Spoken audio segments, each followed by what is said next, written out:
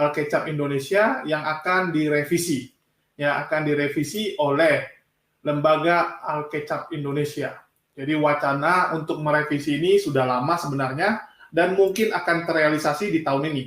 Ya, ini rencana udah lama karena biasa.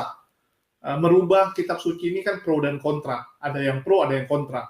Sehingga untuk mengambil keputusannya agak berat, ditambah lagi tahun lalu COVID, dan nampaknya tahun ini sudah difinalkan akan dirubah.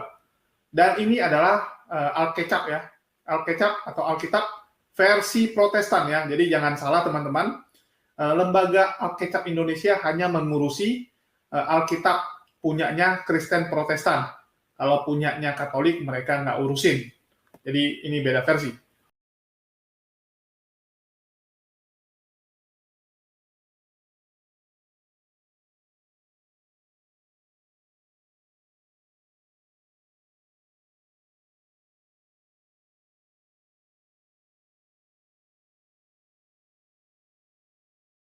Tahukah kamu kalau terjemahan Al-Quran di Indonesia mengalami beberapa revisi?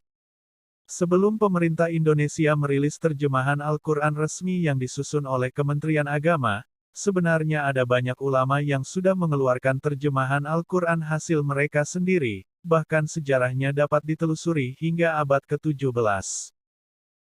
Syekh Abdu Ar-Rauf As-Sinkili, lewat karyanya Turjuman Al-Mustafid, disebut para pakar sebagai jejak terjemah Al-Quran pertama, meski banyak yang tidak sepakat karena yang lain berpendapat beliau juga menafsirkan di sana. Di masa itu, banyak juga yang tidak setuju Al-Quran diterjemahkan. Sayyid Utsman bin Yahya, ulama yang menyandang sebutan Mufti Betawi, di awal abad ke-20 itu sempat mengharamkan terjemah Al-Quran.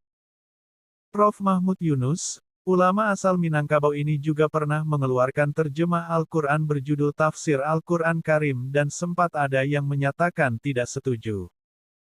Seperti yang ia kisahkan dalam mukadimah tafsirnya.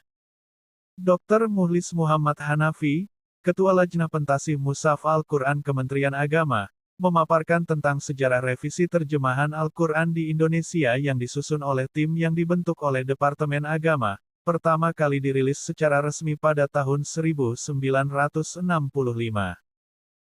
Kemudian, terjemah Al-Quran ini terus digunakan namun mendapatkan banyak masukan dari banyak pihak sehingga mulai dilakukan revisi di tahun 1990.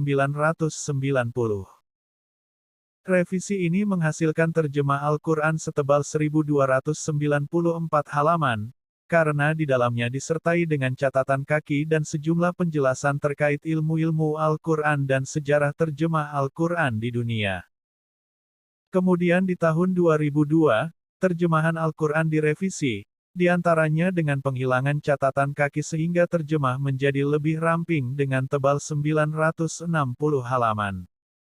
Sedangkan, terjemahan yang beredar saat ini adalah terjemahan penyempurnaan dari edisi tahun 2002. Di tahun 2019 ini, dalam waktu dekat tim pakar dari Lajnah Pentasih Mushaf Al-Quran, LPMQ, akan merilis revisi terjemahan Al-Quran setelah dikaji pakar ulama Al-Quran dan pakar bahasa Indonesia selama lebih dari setahun. Terjemahan Al-Quran ini akan dibahas sebelum diluncurkan pada acara uji sahih terjemahan Al-Quran pada 8-10 Juli tahun 2019.